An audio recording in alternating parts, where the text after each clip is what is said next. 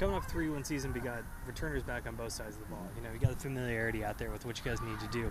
What are the steps you guys think you've taken right now, kind of as you get ready for that first jamboree and then week one right after that?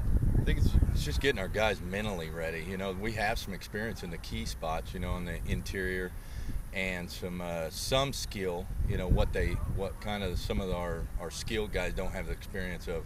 Really, it's their ball, and they have to. Everybody's eyes we're following them, and so it's just getting them comfortable with knowing that it's their turn. We had a lot of seniors last year that 80-90% of your offense was those guys. The guys that are coming back were just the meat and potatoes. Those are the guys that were interior, but it's getting those skilled kids comfortable and understanding it's their turn and they're just as good as anybody else. It's just getting them to be that comfortable confidence. And as every coach tells me, it all starts with the line up front. So when you're talking about building from that, that's a good piece to have back. For those skill guys too, who are we kind of looking at? Who's the quarterback? Who's the guys that think can be the main contributors this year? So Jalen Madsen was a very, very good athlete. He's a track. He does all three. A really good athlete. And we needed he had to have the football, and so we've moved him into playing quarterback. He's done a really good job. From the very beginning of the spring to where we are now, it's just light years. We got a long ways to go, but he's gonna be the man that's gonna lead the huddle, lead the offense. And then we have a senior, Blake Walters, another kid that's been playing since a freshman, but just got those things in between some of those older kids, and we're going to lean heavily on those two guys. And then we got another kid that played as a sophomore, kind of battled some injuries, didn't play last year, but Paul Nunez, we're real excited to see what type of what he can do for us. There was a utility. We're kind of lean heavy on those skill kids. And then we've got a lineman that moved to fullback that's also going to. But amongst those guys, they're all fresh, but they're all, we're looking some good things. But Jalen, he's done a good job to put himself above to lead the group on offense. Sounds like some Swiss Army knives out there, either way, On the defensive side of things, what's that looking like with the returners back? And is there kind of a group within that defense that's the strength right now? Well, our defensive line, I really like what they have. They've got just tenacity. It's just things you can't teach. And so we're excited to see them. They're kind of lead the group. We had our secondary is actually basically fully intact. Again, with kids that's played since freshman year. And so you got from your D line to your secondary is feel very comfortable as a group. Now it's like we didn't know on the middle part, your linebackers, and we had one kid started, going to be a sophomore, Charlie Langston, that did a really good job, kind of got put into the role last year and led it, had almost 100 tackles.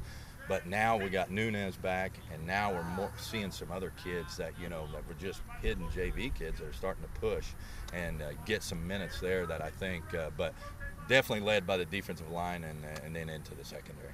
Yeah, so it kind of sounds like the theme is like you've got guys that got snaps, you've got guys that got the experience, and sort of just putting it all together. What's the kind of glue to all that allows you to take that next step? I think the glue is just the hunger to win, and we stressed, through the years is, once you get that ball rolling, it's like that snowball, and we were so close in a lot of games, close with Ash Grove, close with Chicoxy, and close with Marionville till the very end.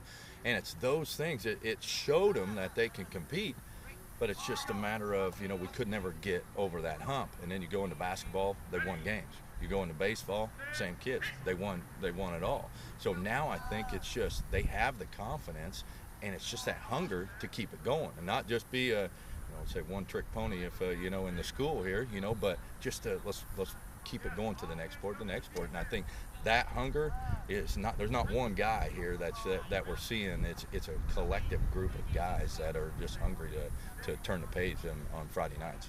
And I think you kind of touched on a point that I like to bring up. I feel like coaches think about it differently, but you mentioned the baseball team and basketball team. Like the success there, does that carry over to this year? Just getting that taste, like you said, for winning and kind of knowing what it needs to be successful. Does that carry over to the football field? Oh, absolutely.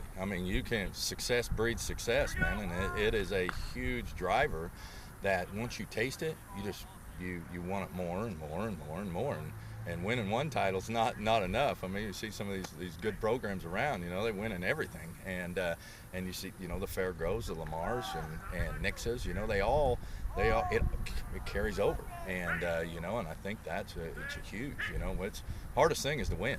You know, you can get out here and you can have athletes all over, but athletes just, if you don't know how to win, you're not going to do it. And so these guys, they know how. They've seen what the seniors that left us, but there's such a core of them that want to just keep it going. Very well put. I think that is a big thing there. So when we talk about Cardinal football as a whole, is there anything that I missed, anything that you think is important to the program that we talk about, or just something you'd like to showcase?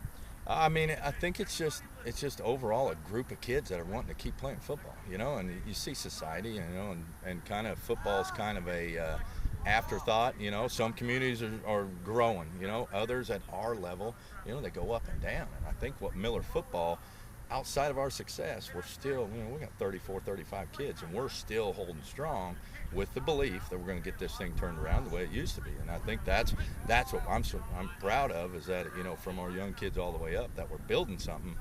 And if we all have this, you know, this understanding, it's going to happen at some point.